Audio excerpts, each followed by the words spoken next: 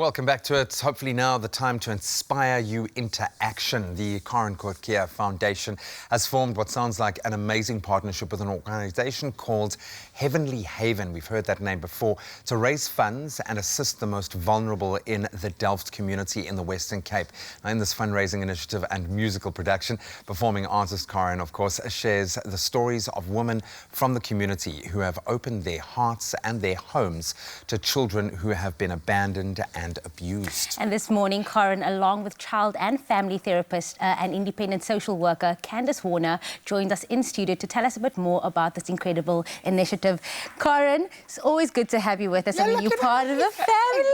Thank you so much. Thank you for having us. And welcome to you too, Candice. Thank you the very first much time for on having the me. show. I want to get straight into it because it does sound like G said, an amazing partnership. Take us through it. Why was it so important and where it all started for you and the Karin Kortje Foundation, and also the partnership with Heavenly Haven? I met Heather from Heavenly Haven about 5 years ago. And, you know, with the shows that I do, I would normally make Heavenly Haven the beneficiary of that show because they work with children, and children is very dear to my heart. So at the beginning of lockdown, I did an online show, my first online show. And 3 of my colleagues, Robin Peters, Quinton Manuels and Sammy Weber, actually donated their cut towards the production. And I was so, I felt so blessed. And I said to the Lord, I need to give back because I know there's people out there who's also suffering and who needs that, and who better than to give it to the children of Heavenly Haven.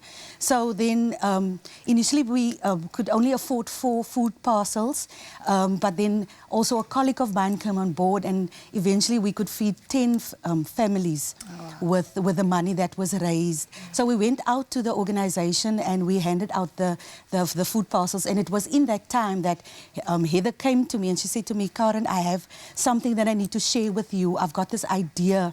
Please let me know when can I chat to you. So I said to her, send me your stuff and I will go through it. And in that proposal, there was one phrase in it that stood out for me, and that was adopt a child. And I said to her, Heather, you know what? The platform that I have, I can use that, you know, to create awareness of what is happening in your organization. And the one thing led to the other. I said to her, listen, I also need to sustain my obviously my lifestyle, and I don't have work, so the only thing that I think that will work is a show, and then we can incorporate obviously the initiative why we're doing it. And that is when I approached Candice. I said to her, I have this idea. I want to reach out to family and to businesses out there who can come on board and help us raise funds to sustain these children's lives. Heather, she's the CEO of Heavenly Haven. What she does is she goes out to these families and she helps them obviously feed the children and look after their needs and stuff. And I said to her, we can ask people. I believe there is people out there that will come on board and will help us. And that is where it started. We had our first production last month in August. We themed the production Women Empowerment. So we're telling the stories of these ladies, and then also in the same time we are busy with renovations to the headquarters of Heavenly Haven, where the children is currently at.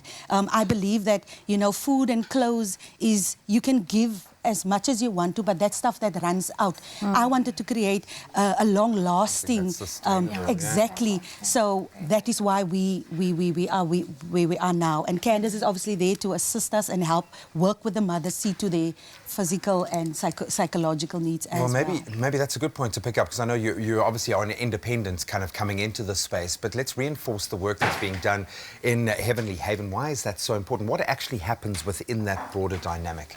So at Centre for Care and Contact, we believe in the holistic well-being of family.